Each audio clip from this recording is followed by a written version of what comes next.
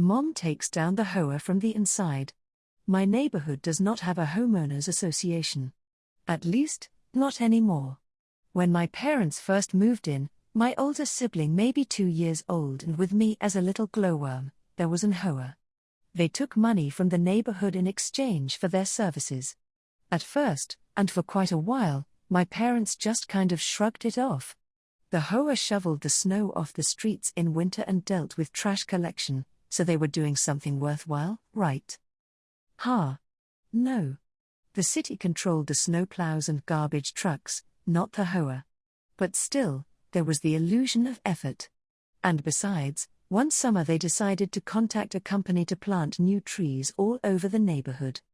The fact that the company was owned by the son of the head of the HOA was totally coincidental. The trees were the beginning of the end for the HOA. Why?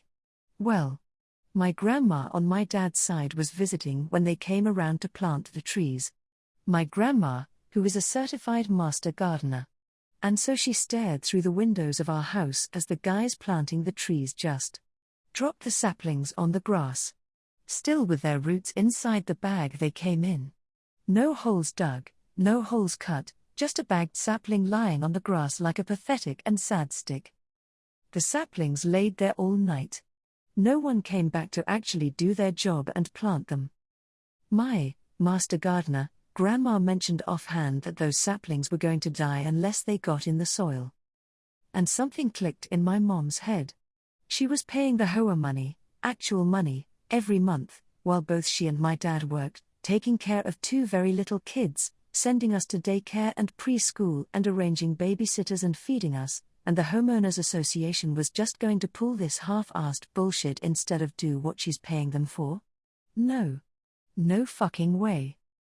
So she showed up to the head of the HOA's house and basically demanded that the trees get planted properly like she's apparently paying for them to. The head of the HOA, so excited for someone actually caring about the neighborhood, made their second mistake. They asked if Mom wanted to join the HOA. She agreed. The trees were planted, but most didn't make it. My grandma was right. First things first, my mom showed up to the next HOA meeting. There were like 5 people there. No wonder they asked Mom to join, they desperately needed the people. So Mom looked at this collection of white people, herself included, who weren't even paying money to the HOA like the rest of the neighborhood. All the contractors the HOA called in were close relatives of other HOA members and weren't paid by the HOA. After all, they're family. So my mom started digging. She spent pretty much a full summer taking down the HOA before she had to go back to teaching in the fall. With me carted along after her and my sibling old enough to be in school or daycare, she dug through the years of paperwork detailing the HOA's financial situation. And she found something extremely enlightening. The HOA didn't actually do anything. Well, they didn't do anything to benefit the community. Everything they claimed to do was either covered by the individual homeowner or by the city itself. So they were collecting money from all the neighborhood residents under false pretenses, and actually they weren't even supposed to be in our neighborhood. Their association zone was a whole different neighborhood. So what is a working mother of 2 small children to do while her husband is off at work and she's off for the summer? She goes door to door with pamphlets. Me and my sibling in a stroller as she weaves her way through the neighborhood blocks, pamphlets explaining the situation and how to stop paying for services you'll never get. Pamphlets that are, of course, written in both English and Spanish to account for the high amount of Latino and Hispanic people in our neighborhood. And naturally, she got a lawyer. And an accountant.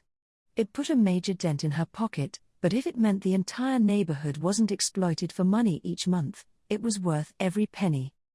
Another HOA member helped her sift through the documents and data and pass out pamphlets and encourage people to show up to the meetings, but had to back out because of work-related reasons. My mom rolled up to the courthouse flanked by the lawyer and accountant, her kids safe at home with her husband, and had more than enough evidence to get the homeowners association the fuck out of her neighborhood, expose the fraudsters for the frauds they were, and make sure that no HOA would ever push their luck in our neighborhood. It's been almost 19 years, and no one's even tried making another homeowners association in our neighborhood. TLDR, when dealing with a worse than useless homeowners association, get deep in the financials and lawyer the fuck up. He infringes my art. I shut down his print shop and ruined his career. A little backstory: I'm an online artist and this took place when I was in my early 20s. There was a popular artist who calls himself a professional and works in the industries. I used to look up to him. Let's call him Zach. Lately, I noticed how Zach's art looked eerily too familiar to a piece of media I've seen before. So I looked up the images and found it too matched up to his art. He was directly referencing official art and profiting off of it by selling it on his print shops online. He didn't make any effort to make the reference detaches from the original piece. I confronted him about it, sending a detailed message not to do that and the possible consequences. I have seen artists in real life who are sued for over $100,000 and to the extent in jail for doing what they did.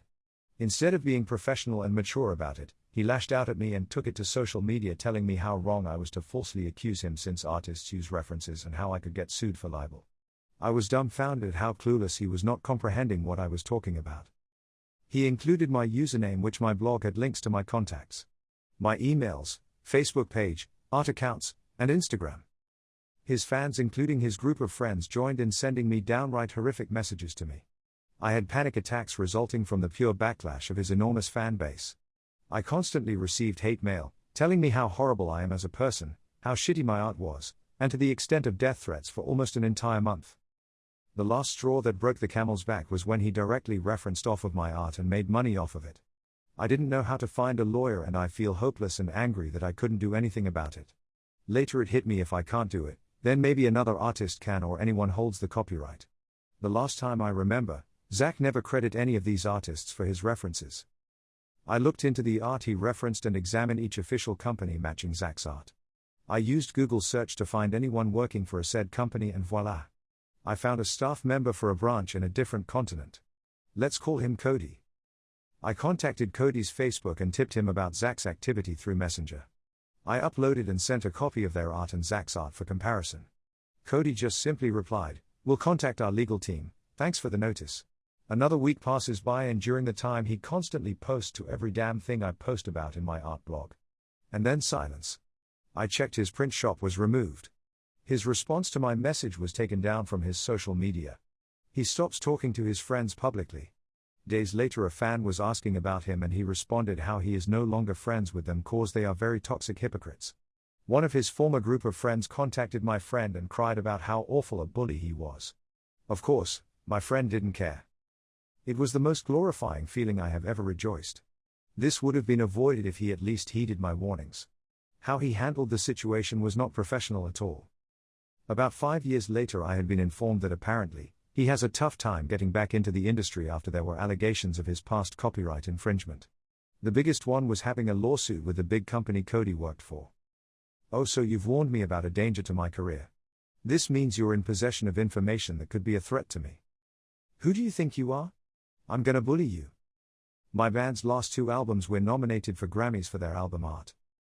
Couple months ago, we were notified that our album cover was being sold on hoodies on the Shine website. We can't afford to fight a company like that, and we will unfortunately never see any money from it. I'm glad you were able to stick it to one of those thieves. Not easy to do. Bad people don't get to win forever. Karma is real. I did something similar for a friend. She was disabled and her only source of income was the quilting patterns she sold. She was in the US. Someone in Australia ripped off several of her fantasy patterns and was selling them on their own site. Friend consulted a lawyer, who said any lawsuit would have to be pursued in the Australian courts. Obviously, round-trip airfare to Australia plus a lawyer plus food and lodging for Bob only knows how long would cost her far more than she could ever hope to recover. I was poking around on the thief's site and found some other interesting stuff. Oh look, dwarves to go with friends, unicorn and fairies. Isn't it amazing how much they look like the Disney dwarves from Snow White? Only the directions said to make them green, for some reason.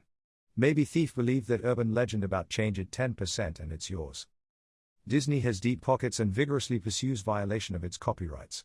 They made our local library paint over murals in the children's room because they looked vaguely like some Disney characters, so I called their attention to the thief's site, told them the story of my friend, and turned them loose. 2 weeks later I checked and the thief's website was gone. Hey. I love you.